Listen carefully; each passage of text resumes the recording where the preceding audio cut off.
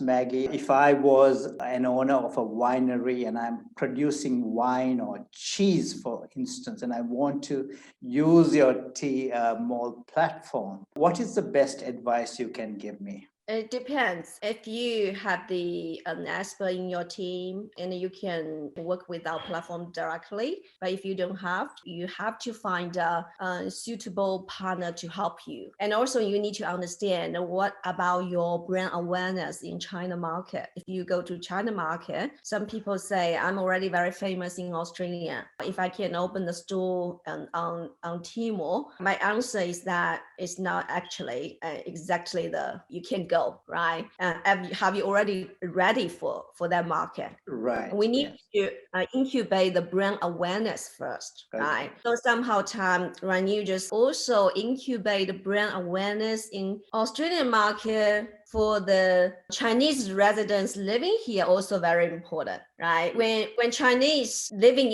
in China, they buying something from Australians, sometimes they will, very interesting. They will ask their relative living here, or maybe students here, do you know the brand? Is it the brand Australian, Aussie people also using that? Yes. Right. So this brand awareness in the local Chinese community is also very important. So actually this year, unfortunately, we could not do that. But in the past several years, we run a local Alibaba e-commerce expo, and later on it's called Alibaba Ecosystem Expo, right? It's working with the local retailers, connecting them to the Chinese residents to help them to incubate the brand awareness.